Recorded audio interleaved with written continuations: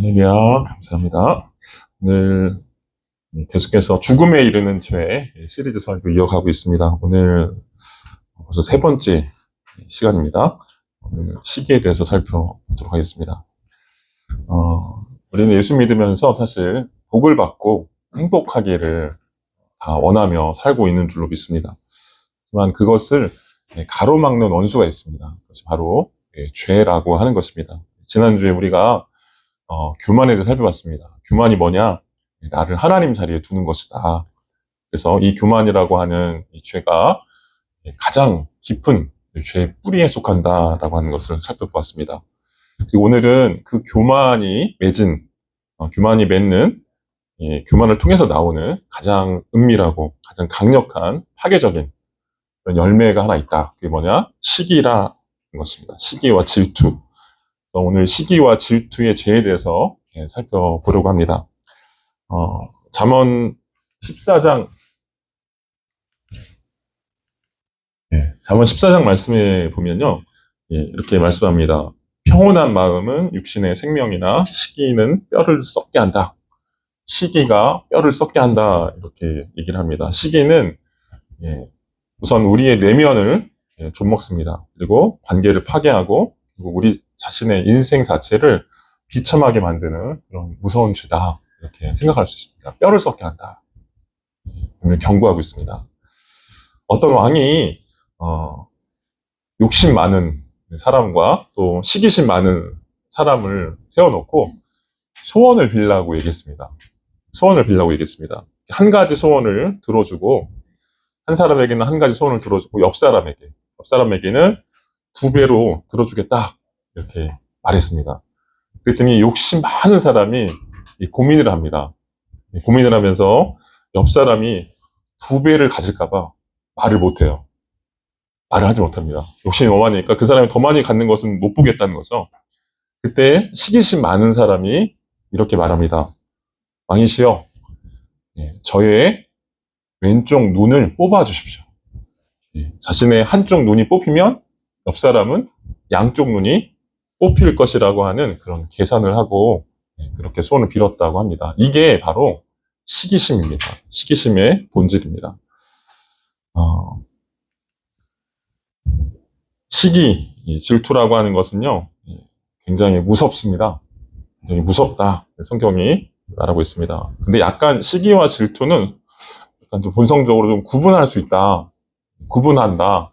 시기 질투가 저도 이렇게 성경 말씀 준비하면서 알게 됐는데 질투하고 시기가 약간 다릅니다. 질투는 우선 나에게 없는 것입니다. 나에게 없는 것. 나에게 없는데 상대방이 가지고 있는 것. 그래서 나는 없는데 상대방이 더 뛰어난 외모를 가졌거나 아니면 많은 재능을 가졌거나 똑똑한 그런 머리를 가졌거나 아름다운 배우자를 갖고 있다고 생각할 때 느끼게 되는 감정이 질투라고 한답니다. 그래서 일단 우선 질투는 나한테 없다고 여겨지는 거죠. 그래서 상대적으로 보면 시기에 비해서 나한테 없다고 여겨지기 때문에 좀 셈은 나지만 별로 그렇게 큰 어떤 부정적인 작용은 없습니다. 왜냐하면 나한테 일단 없다고 생각하기 때문이에요. 근데 문제는 뭐냐면 시기입니다. 시기는 일단 나한테 있습니다. 일단 나도 갖고 있다고 생각하는 거예요. 근데 상대방이 더 많이 가졌다 혹은 더 좋은 것을 가졌다라고 생각하는 게 시기입니다. 그래서 차이가 얼마 크지 않다. 앞에 거 질투는 굉장히 큰 차이를 갖고 있어요. 근데 시기는 일단 차이 자체가 얼마 되지 않습니다. 나도 있고요. 근데 상대방이 조금 더 좋거나 많이 가졌다라고 생각하는 거죠. 이럴 때 시기심이 작동합니다. 대표적인 케이스가 성경에 보면요. 사울과 다윗입니다. 사울 왕이 다윗의 성공을 시기하는 그런 장면이 성경에 나옵니다. 이걸 이제 자세히 설명하고 있는 책이 한 권 있어요. 이게 세왕 이야기라고 하는 책인데요. 나중에 한번 그 수련회 때 읽으면 참 좋겠다라는 생각을 합니다. 근데 어쨌든 그 책에도 보면 그런 어떤 질투, 시기 질투에 대한 이야기를 하고 있는데요. 이 사울왕의 시기, 대표적인 그 성경 구절이 어디 있냐면요. 사무엘상 18장 17절, 8절에 보면 이렇게 얘기합니다. 사울이 죽인 자는 천천히요. 다윗은 만만이로다.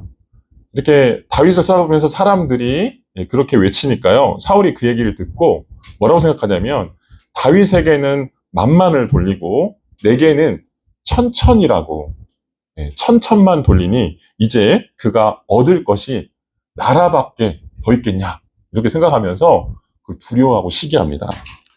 그리고 나서 성경이 그 이야기를 한 다음에 그 고백을 한 다음에 이렇게 이야기합니다. 그날 후에 사울이 다윗을 주목하였다. 주목하였다.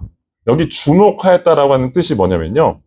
시기로 가득한 눈으로 그 사람을 집중적으로 관찰했다는 뜻이에요. 시기로 가득한 눈으로 집중적으로 관찰했다. 그래서 성경에 보면 성경이 아니라 그 영어로 시기라고 하는 단어를 MB라고 합니다. MB. ENVY라고 하는데요. 여기 그 NB라고 하는 뜻이 뭐냐면 자세히 본다라는 뜻이에요. 자세히 본다. 아까 사울왕이 다윗을 주목하였다라고 하는 뜻과 비슷하죠? 자세히 보는 겁니다. 그래서 시기는 악한 마음을 품고 상대방을 더 집중적으로 세밀하고 또 관찰하려고 하는 그런 눈, 그런 것과 관련되어 있습니다. 오늘 우리가 야고보서 본문 읽었습니다. 야고보서. 그리고 야고보서는 이 본문을 한번 읽어보시면 3장이잖아요. 야고보서 3장. 근데 야고보서 3장에 우리가 후반부 13절, 14절부터 16절까지 읽었는데요. 13절 그 앞달락, 1절부터 13절까지가 무슨 내용이냐면 말에 대한 내용입니다. 말 조심해라. 야고보서 잘 아시죠? 그래서 말에 대한 이야기가 아주 유명한데요. 거기 말에 대한 내용이 1절부터 13절까지 나오고 14절부터 16절까지의 내용이 뭐냐면요. 오늘 우리가 같이 읽은 내용이에요. 근데 이걸 자세히 읽어보시면 마가복음 7장과 매우 유사합니다. 무슨 얘기냐면요. 예수님께서 마가복음 7장에 뭐라고 말씀하셨냐면 사람을 더럽게 하는 것에 대해서 말씀하십니다. 사람이 더럽게 하는 것. 당시 유대인들에게 있어서 사람을 더럽게 하는 죄가 뭐였냐면요. 뭐라고 생각했냐면 유대인들은 죄라고 하는 것이 정결법하고 관련되어 있다고 생각했어요. 그래서 죄 짓지 않으려면 정결 의식을 잘 지키면 된다. 그래서 손 씻는 거 중요하게 생각했고요. 음식도 부정한 음식을 먹지 않으려고 애를 썼습니다. 그래서 예수님을 향해서 예수님이 손도 안 씻고 밥을 먹으니까 막 뭐라고 하는 거예요. 그리고 제자들도 손도 안 씻고 막 그러니까 정결법 안 지킨다고 막 비난합니다. 그때 하셨던 예수님의 말씀이 뭐였냐면 사람을 더럽게 하는 것이 무엇인지 아니? 라고 얘기하십니다. 그러면서 사람의 입으로 들어가는 것이 사람을 더럽게 하는 것이 아니라 사람의 속에서 입으로 나오는 것이 사람을 더럽게 한다. 이렇게 말합니다. 입으로 나오는 게 뭐죠? 입으로 뭐가 나오죠? 말이 나옵니다. 그래서 말에 대한 이야기를 하시면서 말이 밖으로 나오는데 밖으로 나오는 말 중에 악한 말들이 있죠. 그래서 사람을 더럽게 하고 죄짓게 만드는 그것이 바로 말이다 이런 얘기를 하십니다. 그러면서 그 말의 어떤 본질 그것이 뭐냐면 마음속에 있는 것에서부터 나온다 이렇게 말해요. 근데 오늘 여기 야고보서에 보면 똑같은 구조입니다. 똑같은 구조로 앞부분에서는 말 얘기하고 뒷부분에서 우리가 같이 읽은 14절부터는 마음에 대한 얘기를 해요. 마음. 그 마음이 악한 말들이 어떻게 나오는지 아니? 그러니까 이 야고보서의 저자는 야고보잖아요. 당시 야고보는 초대교회의 수장 중에 한 사람이었고요. 그리고 예수님의 동생이었습니다. 예수님의 가르침을 잘 알고 있었던 사람이죠. 그래서 아마도 제 생각엔 마가복음의 7장에 있는 그 내용을 자기가 해석해서 예수님의 가르침을 그대로 마가복음 3장에 옮겨 적고 있다 이렇게 생각이 드는데요. 여기도 보면 그렇게 얘기합니다. 사람을 더럽게 하는 것, 말을 더럽게 하는 것이 어디서 오느냐? 시기다 말하는 거예요. 그래서 마가복음 7장에도 보면 비슷한 표현이 나오는데 시기라고 하는 표현이 나오는데 그 7장 22절에 보면 흘기는 눈이라는 표현이 나옵니다. 흘기는 눈. 아까 제가 NB라고 하는 게 사람을 자세히 보는 거라고 말씀드렸잖아요. 여기도 눈이라고 말해요. 근데 눈인데 어떻게 보는 거냐면 정상적으로 안 봅니다. 이렇게 옆으로 삐뚤어지게 악한 마음을 가지고 쳐다보는 그런 눈이다. 흘기는 눈이다. 이렇게 말하고 있는 것이죠. 그래서 가까운 사람이 나를 악한 의도를 가지고 자세히 관찰하는 거. 이것이 바로 시기다. 이렇게 말해요. 여러분, 옆에 있는 사람, 한번 얼굴 한번 쳐다보세요. 옆 사람이, 그런 눈으로 나를 쳐다본다. 그럼 얼마나 끔찍하겠어요. 그죠? 그런 상황 생각하고 싶지도 않습니다. 근데 이 사울은 다윗을 향해서 그렇게 쳐다봤습니다. 사울은 다윗을 향해서 그런 악한 마음을 품고요.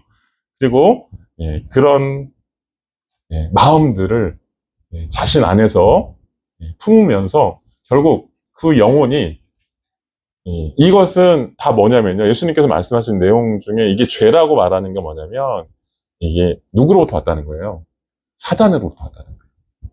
사단으로부터 온 마음들을 마음속에서 계속 품고 있으면 어떻게 될까요? 결국 그 영혼이 사탄에게 노략당합니다.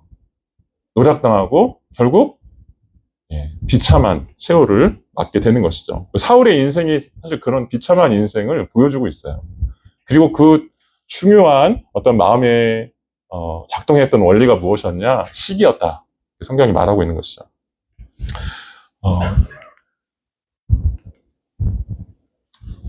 아마데우스라는 영화 보셨죠? 아마데우스에 보면 모차르트의 이야기입니다. 볼프강 아마데우스 모차르트라고 얘기하는데요. 그 모차르트의 이야기가 아마데우스 속 이야기인데 거기 보면 모차르트가 나오기 전에 이미 궁정음악가에 있던 살리에르라고 하는 사람이 등장합니다. 살리에르. 그의 어떻게 보면 사실 아마데우스 모차르트가 나오기 전에 이미 이 살리에르라고 하는 사람의 음악이 더 인기를 얻고 있는 그런 사람이었어요. 근데 모차르트를 아무도 주목하지 않았습니다. 모차르트 좀 기괴하고 음악이 약간 이상한 거예요. 그 시대 사람들이 이해하기에는 조금 시대가 맞지 않는 그런 음악이었던 거죠. 근데 그것을 알아본 사람이 있었어요. 그게 누구였냐면 살리에르였습니다. 살리에르는 모차르트 음악을 듣자마자 천재성을 확인합니다. 그리고 자신이 음악을 계속 듣다 보니까 처음에는 그를 도와주려고 그래요. 처음에는 그를 도와주려고 하는데요. 계속 듣다 보니까 자신에게 그 천재성이 없다. 또 그를 따라갈 수 없다라고 생각합니다. 그에게 미치지 못한다라고 하는 것을 생각합니다. 그런 압도적인 모차르트의 천재성 앞에서 살리에르가 좌절하게 됩니다. 그리고 나중에 그 좌절하는 마음이 어떻게 바뀌어요? 시기심으로 바뀌고 그 마음이 지옥이 돼요. 그 마음 자체가 지옥이 되니까 나중에 결국 모차르트를 가만히 안 놔두죠. 그래서 영화에 보면은 살리에르가 모차르트를 간접적으로 죽이는 일을 하고 있는 그런 음모를 꾸미는 것으로 나옵니다. 나중에 결국은 모차르트가 살리에르의 소망대로 그렇게 죽습니다. 비참하게 죽어요. 근데 살리에르도 마찬가지로 미쳐서 정신병원에 입원해서 비참한 생을 마감하는 것으로 영화가 그려집니다. 이게 바로 시기예요. 이게 바로 시기입니다. 시기의 특징을 한번 생각해 볼 필요가 있는데요. 시기는 몇 가지 특징을 가지고 있습니다. 첫 번째로 시기는 내가 잘 아는 가까운 관계에 있는 사람에게 나타납니다. 시기는요, 내가 모르는 사람하고는 상관없어요. 시기심이 어떻게 작동하냐면 내 주변에서 작동합니다. 내 가까이 있는 사람, 나를 잘 아는 사람들 사이에서 작동합니다. 우리나라에서 그런 속담이 있잖아요. 사촌이 땅을 사면 배가 아프다. 그 속단처럼 우리는 모르는 사람의 성공에는 관심이 없어요. 근데 내가 잘 아는 사람, 내 주변에 있는 사람, 특히 나하고 자주 비교하게 되는 그 사람, 비교하게 되는 그 사람의 성공에 더 민감하게 반응하는 것이 우리라고 하는 거예요. 그래서 가까운 이 이웃관계 또는 그런 관계 속에서 나타나는 것이 바로 이 시기입니다. 라이벌이라고 하는 말이 있잖아요. 이 라이벌이라는 뜻이 리버에서 나왔답니다. 리버. 네, 리버. 근데 이게 무슨 뜻이냐면요. 리버, 곧 한 강물에서 나는 물을 같이 먹는 사람들 사이에서 이런 시기심이 작동한다는 거예요. 예. 그래서 이 리버라는 말에서 라이벌이 나왔듯이 우리 가까이 있는 사람들 사이에서 시기심이 작동한다는 거예요. 여기 그 이연복 셰프 아시죠? 이연복 셰프의 이야기예요. 한번 들어볼까요? 안 나오네요. 소리가 안 나오는데.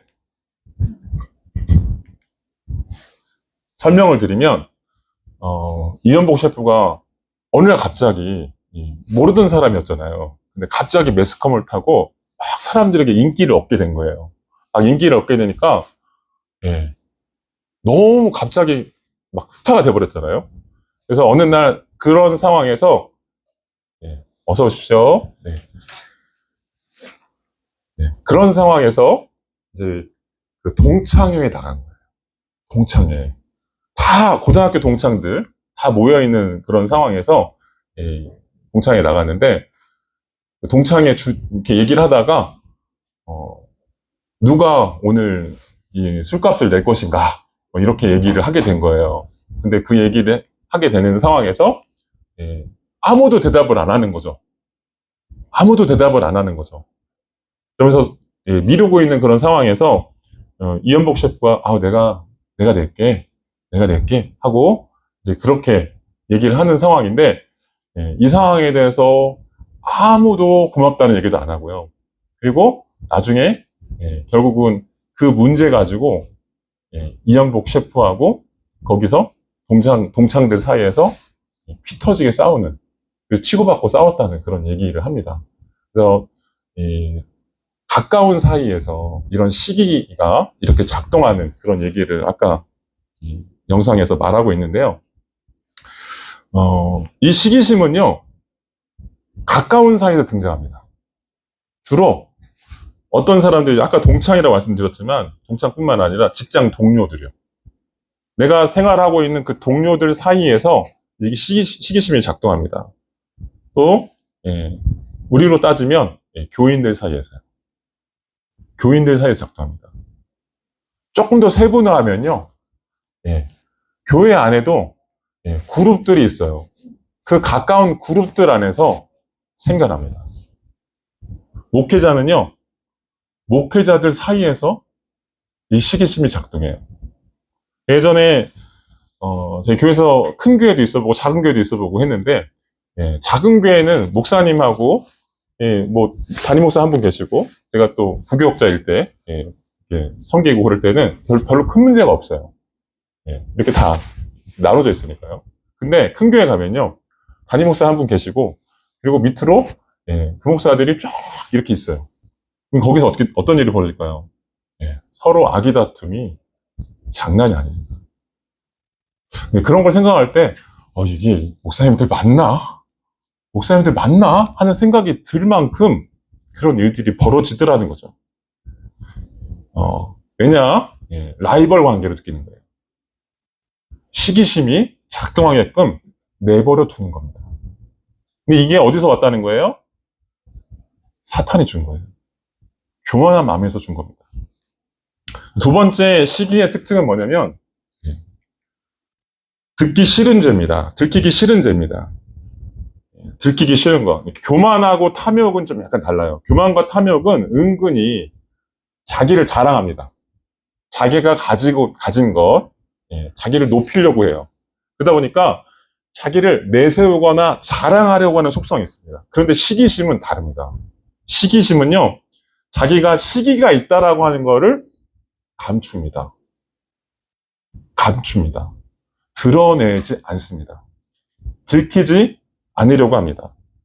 왜냐하면 자기가 열등하거나, 여러분 심리학에서 보면요, 시기심이 왜 있느냐, 그 사람의 마음속에 자기가 열등하다고 생각하기 때문에 그런 열등감을 숨기려고 하는 것이죠. 그리고 또 유치하게 보일까봐 그걸 드러내는 순간 자신이 유치하다는 소리를 들을까봐 숨기는 것이죠.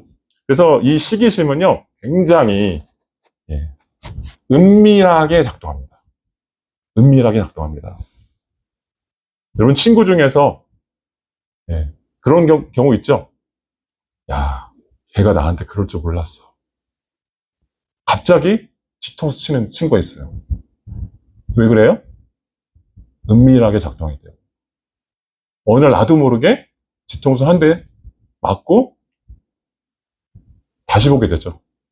이게 바로 시기심입니다. 그 사람이 그럴 줄 몰랐다 라고 얘기하는 거. 그래서 친구들하고 얘기하실 때 한번 잘 생각해 보셔야 돼요. 그래서 어떤 친구는 오히려 당당하게, 야, 나 너 너무 부러워, 이렇게 얘기하는 사람들은 차라리 나아요.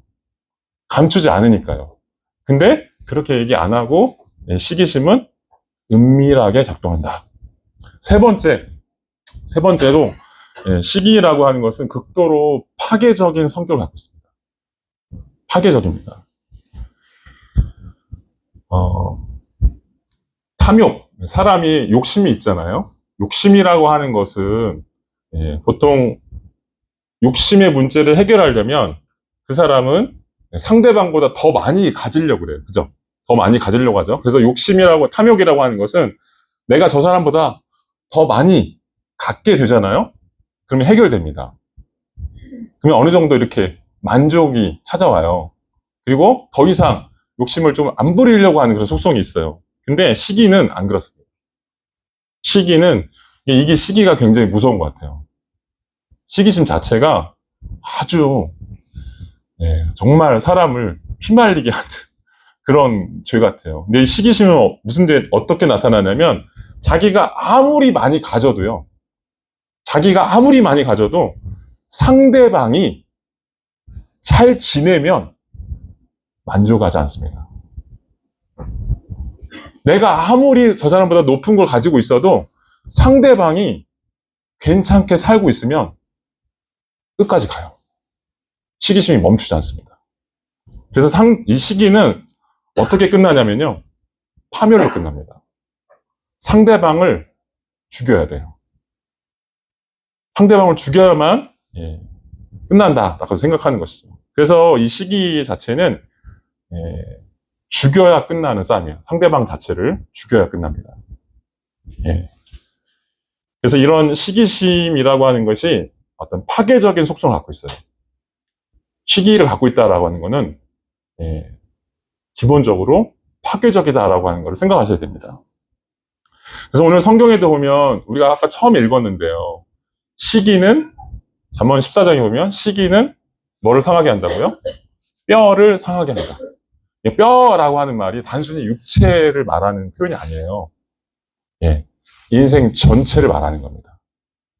인생 전체를 상하게 한다. 파괴적인 속성을 말하고 있는 거죠. 불교 경전에도 보면 그런 얘기를 합니다.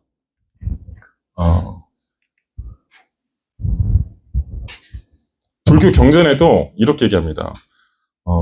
자신의 심장에 불타는 돌을 얹어 놓은 것과 같다. 시기라고 하는 것이요, 자신의 심장에 시기심이라고 하는 마음을 갖고 있잖아요. 상대방을 미워하고 내가 들키지 않으려고 하고 상대방이 내가 당신을 미워한다라고 하는 거를 모르고 있지만 내가 그것을 갖고 있잖아요. 그러면 어떻게 되냐면 불교의 경전에 가면 그 시기심이 심장 위에 뜨거운 돌을 얹어놓은 것과 똑같아요. 그럼 어떻게 될까요? 상대방을 파멸시키려고 하는데요, 상대방을 죽일 뿐만 아니라 결국 그 결과는 자기를 파괴하는 결과로 낳게 되는 거예요. 심장을 서서히 달궈서 녹게 만듭니다. 인생이 파괴로 만드는 거죠. 오늘 성경에 봤던 그 사울, 그리고 살리엘의 최후, 성경에 나오는 그 사울의 최후나 살리엘의 최후를 보면 똑같습니다. 그래서 이 시기라고 하는 것이 어떻게 우리 인생을 갉아먹냐면요, 끝없이 경쟁하게 만듭니다. 끝없이 비교하게 만들어요. 제가 지난번에 설교를 하면서 그런 말씀 드렸어요. 교만이라고 하는 것 자체가 어떤 속성이 있느냐. 교만은 경쟁적이다. 이렇게 말씀드렸어요. 경쟁적이다. 교만 자체가 매우 경쟁적입니다. 무슨 얘기냐면요. 쉴 수가 없어요. 만족을 모릅니다. 끝까지 비교하면서 싸워댑니다. 제가 요즘 학교에서 계절학기 하라고 그래가지고요. 계절학기 준비하느라고 요즘 정신이 없어요. 그래서 며칠 조금 일을 했더니 피곤해요. 오늘도 사실 아침에 왔는데 보통 안 그렇거든요. 피곤하더라고요. 그래서 막 사탕 먹고 막 당 채우고 막 그랬는데, 여러분 이렇게 계속 바쁘게 산다고 생각해 보세요. 이렇게 경쟁적으로 살아야 된다고 생각해 보세요. 그럼 어떻게 될까요? 망가지는 거예요. 영혼이 쉼을 얻지 못합니다. 끊임없이 자기 자신을 비교의 대상으로 내몰게 하고요. 바쁘게 살아가게 만드는 것이죠. 그렇게 끝없는 비교와 경쟁심의 이런 굴레 속에 인생을 가둬버립니다. 그래서 이 교만에서 오는 이런 본질적으로 이런 경쟁적인 이 죄, 이게 바로 시기입니다. 그래서 경쟁적이니까요, 상대가 파멸될 때까지 쉼을 얻지 못합니다. 상대방을 죽여야만 직성이 풀리게 되는 것이죠. 그런데 문제는 뭐냐면요, 상대를 죽인다고 해결되는 게 아닙니다. 저게 내 눈에서 없어지면 좋겠다 이렇게 생각하죠. 죄송합니다. 저게라고 했어요. 저렇게 생각할 때가 있어요. 근데 그 상대방이 없어진다고 해결되는 게 아니에요. 왜냐하면 한 사람을 제거하고 나잖아요. 그러면 또 다른 사람이 나타납니다. 또 다른 사람이 나타납니다. 무한반복입니다. 무한반복. 그래서 시기심에 사로잡힌 그 사람은, 시기심의 문제를 해결하지 못하는 그 사람은 평생 불안합니다. 평생 비교의식 속에 살아갑니다. 그리고 불평하고 증오하고 남을 원망하는 그 틀 안에 갇히게 돼요. 이게 얼마나 안타까운 인생입니까? 사울의 인생이 그런 인생이었어요. 다윗을 쳐다보면서 자기가 갖고 있지 못한 것에 대해서 끊임없이 원망하고 비교하면서 경쟁적으로 생각하는 것이죠. 근데 그것이 결국은 누굴 망쳤어요? 자기 자신을 망친 겁니다. 네 번째입니다. 네 번째 시기는 마귀에게 이용당합니다. 이거 아셔야 돼요. 마귀는요, 우리의 약점을 교묘하게 사용합니다. 그리고 이 시기는 결정적으로 마귀가 좋아하는 답이에요. 그래서 야고보서 3장 14절 16절 우리가 같이 읽었는데, 여기도 그렇게 경고하고 있어요. 같이 한번 읽어볼까요? 14절부터 16절 한 목소리로 같이 읽겠습니다. 시작. 그러나 여러분의 마음에 지독한 시기심과 야심이 있다면 자랑하거나 진리를 대적해 거짓말하지 마십시오. 이 지혜는 하늘에서 오는 게 아니라 세상적이고 정욕적이며 마귀적입니다. 시기심과 악심이 있는 곳에 혼란과 온갖 악한 행위가 있습니다. 14절에 이렇게 말합니다. 마음에 있는 거예요. 마음에 시기심을 두는 겁니다. 근데 그 마음에 있는 그 시기심은 지독하대요. 여기 원어에 보니까 지독하다라는 표현을 쓰다라는 표현을 썼어요. 쓰다. 그 자체가 쓰게 만들어요. 그걸 갖고 있는 것 자체가 그 마음을 쓰게 병들게 만듭니다. 근데 그 지독한 시기심, 이 시기심은 젤론이라는 헬라에서 온 건데요. 이 젤론이라고 하는 말에서 뭐가 나왔냐면 두 가지가 나왔어요. 그러니까 질러스, 질러스가 뭐냐면 열심이라는 뜻이잖아요. 열심 있는 이런 표현인데 거기서 또 하나 나온 게 뭐냐면 예, 시기, 예, 젤론이라는 표현이 나왔는데 여기 열심과 시기라고 하는 단어가 두 가지 같이 나왔습니다. 그래서 이걸 통해서 알 수 있는 게 뭐냐면 기본적으로 시기는요 열심히 있는 사람들 사이에서 많이 나타나요. 열심히 있는 사람들 사이에서 많이 나타납니다. 뭔가 어떤 열정이 있거나 뭔가 이렇게 하려고 하는 사람들. 여러분 교회에서 보면요 열의가 없는 분들이 있어요. 교회 일에 대해서도 별로 열의가 없는 분들이 있어요. 근데 또 한편으로는 막 열의가 있어가지고 이것도 하고 싶고 막 저것도 하고 싶고 예, 그런 분들이 있어요. 예. 저는 둘 다 나쁘다 이런 얘기를 하는 게 아닙니다. 예, 그런 분들이 있다라고 하는 거예요. 근데 다 조심해야 됩니다. 근데 뭘 조심해야 되냐면 여기 열심히 있는 것도 예, 어떤 면에서 보면은 이 마귀가 이용할 수 있어요. 어떻게 이용하냐면 그 안에 시기심을 줍니다. 그리고 그 마음이 사단이 가지고 놀 수 있는데요. 이런 시기심 때문에 말들이 곱게 안 나와요. 말들이 곱게 안 나옵니다. 그리고 교회 안에서 이 야고보서 3장 전체의 내용이 뭐냐면 교회 안에서 일어나는 말에 대한 이야기예요. 교회 안에서 어떤 말들을 사용하느냐 이 얘기예요. 근데 그 얘기를 할 때 어떤 사람들이 말한다고요? 예, 질롯, 그러니까 젤러스, 열심히 있는 사람들이 더 말을 많이 해요.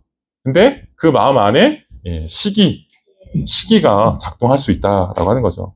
근데 이 15절에 보면 이런 시기심, 지독한 시기심, 이 독한 시기심이 뭘 만들어내냐면요. 이것에 대한 정체를 말합니다. 이런 지혜는 말하는 거죠. 이런 말들은 하늘에서 오는 게 아니다. 하늘에서 오는 게 아니라 세상적이고 정욕적이며 마귀적이다. 이렇게 말합니다. 세상적이고 정욕적이고 마귀적이다.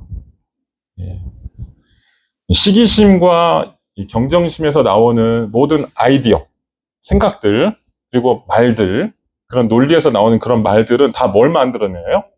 예, 혼란과 악한 일들을 만들어낸다. 이렇게 말해요.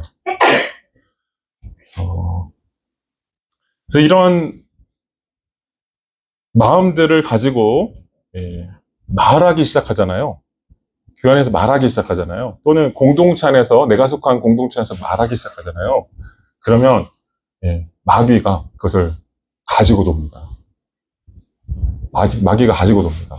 우리 교회가 또는 우리가 속한 공동체가 어떻게 하면 하나님의 영광을 드러낼 수 있을까요? 말의 지혜가 있어야 돼요. 말의 지혜를 잘 활용하셔야 됩니다. 근데 내가 열심히 있다고 그 열심을 시기심으로 마귀가 바꾸는 것을 모르고 막 사용하기 시작하면 그 지혜가 어디서 왔다고요? 하늘에서 온 게 아니라고. 세상적이라고 하는 것을 아셔야 됩니다. 성경이 이렇게 경고하고 있습니다. 그래서 이런 시기심과 경쟁심에서 오는 그런 말들이나 생각들은 결국 혼란을 부추겨요. 하나 되지 못하게 만듭니다. 서로 분열하게 만들고 질서 없게 만들어요. 그리고 막 서로 다투게 만드는 거죠. 그리고 악한 일을 만들기 시작합니다. 결국 이렇게 해서 자신과 타인을 다 노략시켜요. 다 파멸하게 만듭니다. 같이 죽어요. 왜냐하면 이게 바로 마귀가 하는 짓이기 때문에요. 마귀가 이런 거예요. 마귀의 속성이 바로 이런 겁니다. 마귀가 본질적으로 타락할 때 이런 속성을 가지고 타락했기 때문에 마귀가 이와 같이 한다라고 성경이 말하고 있는 겁니다. 이 시기와 질투심의 근본 원인이 뭐냐? 근본적으로 교만에 있습니다. 교만. 마귀적이다라고 하는 뜻이 뭐냐면 교만하다는 거예요. 지난주에 우리 살펴봤던 것처럼 교만은 모든 죄가 나오는 뿌리입니다. 뿌리예요. 죄가 다 열매 맺는데 그게 어떻게 열매 맺냐면 교만에서부터 출발해서 열매 맺게 되는 거예요. 근데 교만이라고 하는 게 뭐예요? 본질적으로 내가 너보다 더 잘났다는 거예요. 내가 너보다 더 괜찮다. 높다, 더 낫다 이렇게 생각하는 거예요. 요즘 말로 내가 제일 잘 나가 이렇게 생각하는 거예요. 내가 제일 괜찮아. 너는 아니야. 라고 생각하는 거죠. 이게 사단이 주는 마음이다. 이렇게 말하는 것이죠. 이게 교만입니다. 이런 의식이 있잖아요. 그러면 뭐가 작동한다고요? 시기가 작동합니다. 시기가 나옵니다. 자기도 모르는 사이에 나와요. 이게 성경이 말하는 거예요. 그런 마음을 갖고 있으면, 교만한 마음을 품고 있으면 나도 모르는 사이에 인간관계 속에서, 가까운 사람들과의 관계 속에서 시기가 나와요. 그리고 공동체를 어떻게 해요? 그 사람을 파멸로 이끌고 본인도 같이 죽어요. 이게 시기라고 하는 겁니다. 마지막으로 시기를 이기는 길입니다. 어떻게 하면 그러면 시기를 이길 수 있을까? 이런 파괴적인 시기가 우리에게, 우리의 삶 속에 없어야 될 줄로 믿습니다. 어떻게 이길 수 있느냐? 복음 안에서 두 가지를 믿으셔야 돼요. 두 가지. 첫 번째는 내가 이미 하나님께 받아들여졌다라고 믿는 겁니다. 하나님 안에서 내가 이미 하나님께 받아들여진 존재라고 하는 것을 온전히 믿으셔야 돼요. 세상은요, 계속 말씀을 드리지만 세상은 인생의 존재와 가치를 어떻게 평가할 수 있느냐라고 하는 그런 얘기를 할 때 항상 뭘 가졌느냐, 뭘 이루었느냐, 이런 소유와 성취의 문제를 가지고 그 사람이 성공했다 이렇게 말해요. 이게 세속적인 논리죠. 그래서 이런 소유나 성취, 또 다른 사람들로부터 인정과 비교를 받는 것, 이것을 통해서 내가 고양되었다, 내가 조금 더 나은 사람이 되었다, 이걸 우리는 흔히 성공이라고 생각합니다. 성공이라고 생각합니다. 하지만 이렇게 소유, 또 타인의 인정, 이런 거를 끊임없이 갈구하잖아요. 만족하지 못합니다. 만족하지 못합니다. 여러분, 의사가 잘 살 것 같죠? 의사가 행복할 것 같죠? 제가 예전에 상담하다가 그게 아닌 걸 알았어요. 의사는 기본적으로 돈을 일단 많이 벌잖아요. 많이 벌고 그만한 삶을 유지하잖아요. 근데 그 안에 들어가잖아요. 그러면 의사들 세계에서 비교하고 또 비교하고 성취하는 것들로 끊임없이 자기를 가둡니다. 만족이 없어요. 그래서 무슨 차 타고 다니는지, 뭐 먹고 다니는지, 이런 거 가지고 끊임없이 비교하면서 살아요. 거기에 만족이 없습니다. 누구보다 덜 가졌냐, 더 가졌느냐, 라고 하는 그런 생각, 그런 가치에 우리의 인생이 흔들리는 겁니다. 근데 복음은, 오늘 성경은 우리에게 뭐라고 말할까요? 우리가 누군가와 비교해서 더 낫기 때문에 하나님이 우리를 사랑하셨다, 이렇게 말씀하시지 않으신다라고 하는 거예요. 하나님께서 우리의 어떤 자격이나 조건을 보고 우리를 사랑하신 게 아니다, 라고 하는 거죠. 로마서 5장 8절에 보면 이렇게 말씀합니다. 우리가 아직 죄인 되었을 때 그리스도께서 우리를 위하여 죽으심으로 하나님께서 우리에 대한 자기의 사랑을 확증하셨다라고 말씀합니다. 우리가 여전히 죄인 되었음에도 불구하고 하나님은 우리를 사랑하십니다.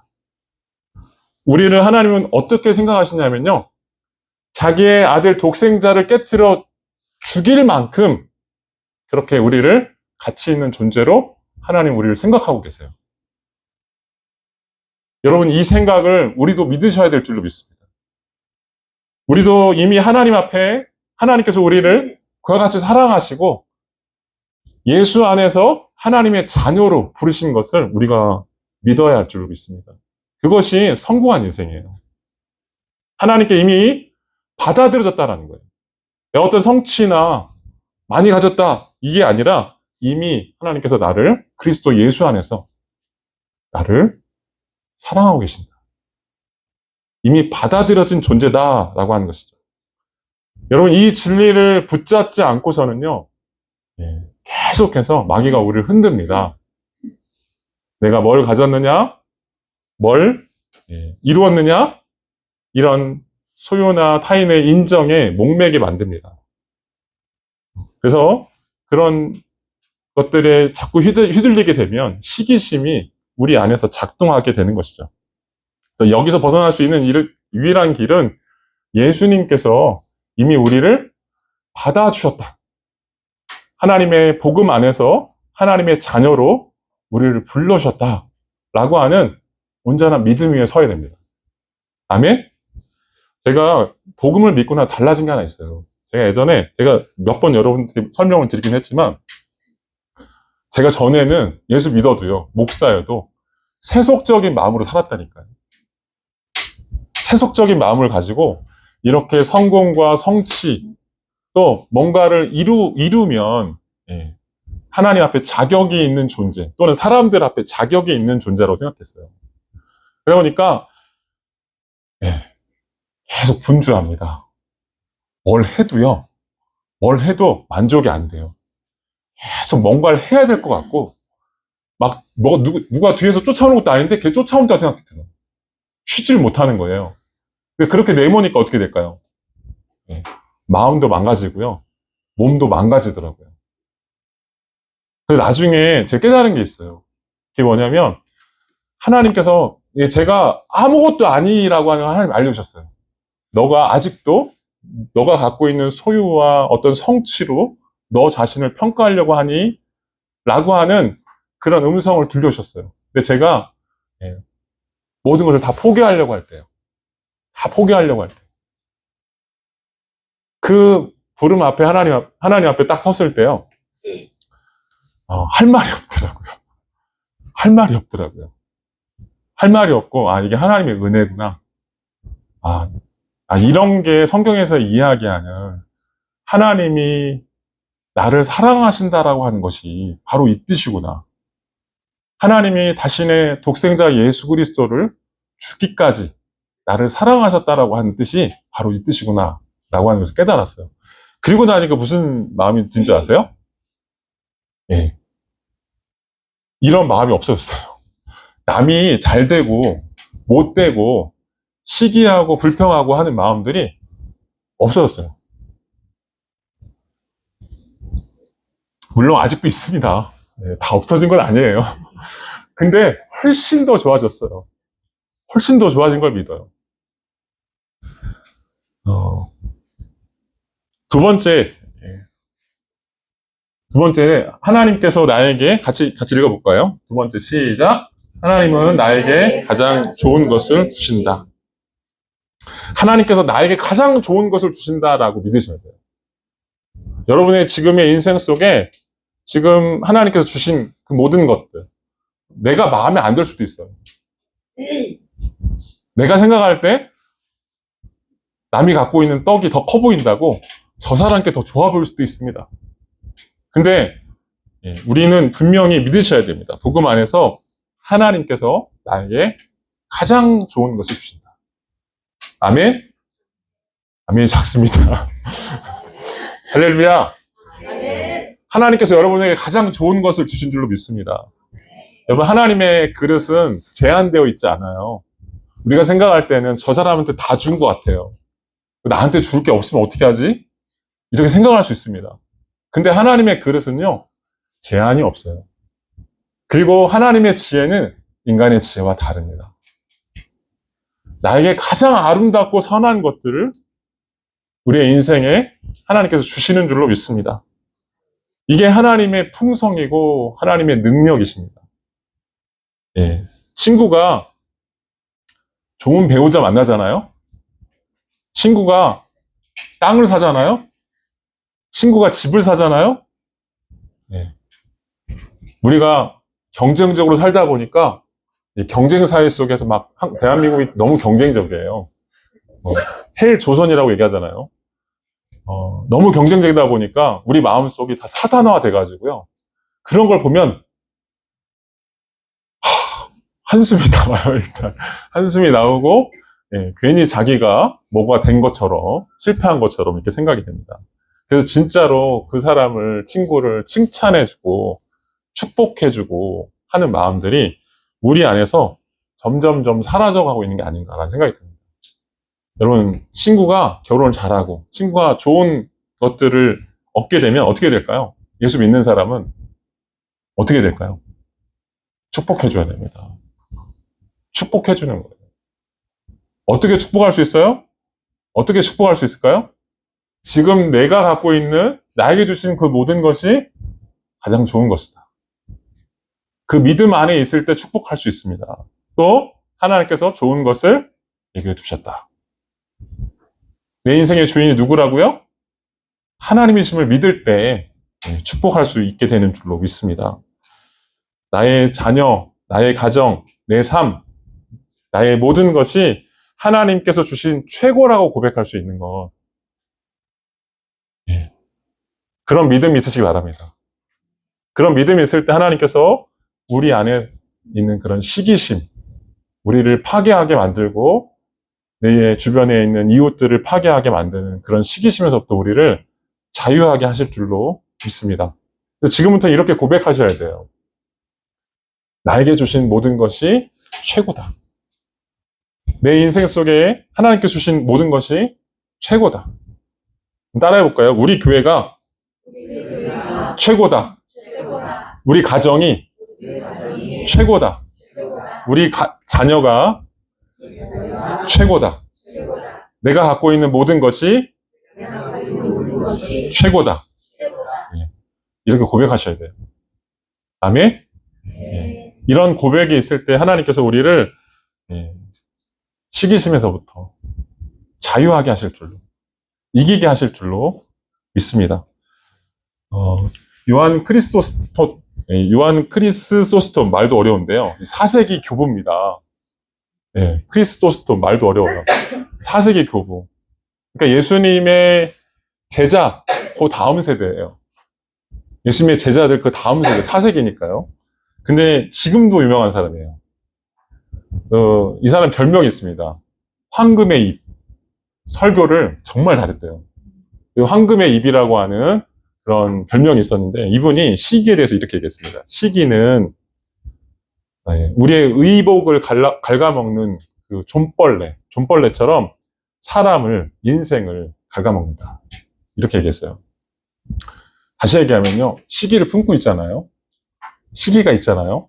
그러면 그 시기가 우리를 그 좀벌레처럼, 좀벌레, 예전에 제가 그 옷을 어떻게 처박아 놓고 나중에 한번 꺼낸 적이 있어요. 꺼낸 적이 있는데, 좀벌레가 진짜 갉아 먹었더라고요. 군데군데 다 갉아 먹었더라고요. 많이 갉아 먹은 게 아니에요.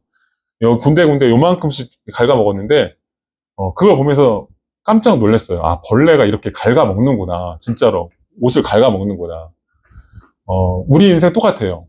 시기를 마음에 품고 있잖아요. 그러면 그 좀벌레가 우리 마음속에 있는 우리 인생을, 우리 삶을 갉아먹기 시작합니다. 근데 속도는요, 매우 천천히 갉아먹습니다. 천천히 갉아먹습니다. 근데 끝까지 갉아먹어요. 끝까지 갉아먹습니다. 그래서 인생을 파멸에 이르게 하고요. 공동체도 결국 파멸에 무너뜨리는 그런 죄로 작동하게 됩니다. 여러분, 이 시기 결코 작지 않습니다. 우리가 세상을 살면서 그런 생각을 해요. 아, 저 사람은 왜 이렇게 잘 나가지? 저 사람은 왜 이렇게 잘 되지? 근데 나는, 이런 생각이 들 때가 있어요. 이게 뭔 줄 아세요? 믿음이 없는 겁니다. 믿음이 없는 거예요. 복음 안에서 하나님께서 우리를 붙들고 계신 줄로 믿습니다. 그래서 그런 믿음 없는 생각들을 품게 되잖아요. 그러면 이웃들을 향해서 악한 눈이 하나 달리기 시작해요. 악한 눈이 달리기 시작합니다. 흘기는 눈이 작동하기 시작합니다. 그래서 우리는 여러분의 마음속에 혹시 사단이 그렇게 와가지고 씨를 뿌려놓고 가잖아요. 씨를 뿌려놓고 가는 거예요. 그러면 씨를 뿌릴 때마다 어떻게 해야 돼요? 생각해 보셔야 돼요. 혹시 내가 그런 흘기는 눈을 이렇게 하나 차고 있는 것은 아닌가? 그리고 그런 불신앙을 회개하고 하나님의 선하심, 하나님의 인자하심, 하나님의 지키시고 구원하시는 그 은혜가 오늘도 내 삶 속에 함께하고 있다라고 믿으셔야 될 줄로 믿습니다. 그럴 때 하나님께서 우리를 사랑하시고 축복하실 줄로 믿습니다. 그리고 여러분의 눈앞에 있는 그 다윗을 진짜로 사랑하고 축복하시기 바랍니다. 그렇게 축복할 때 하나님께서 여러분에게 그와 같은 복으로, 더 넘치는 복으로 함께 하실 줄로 믿습니다. 기도 마치겠습니다.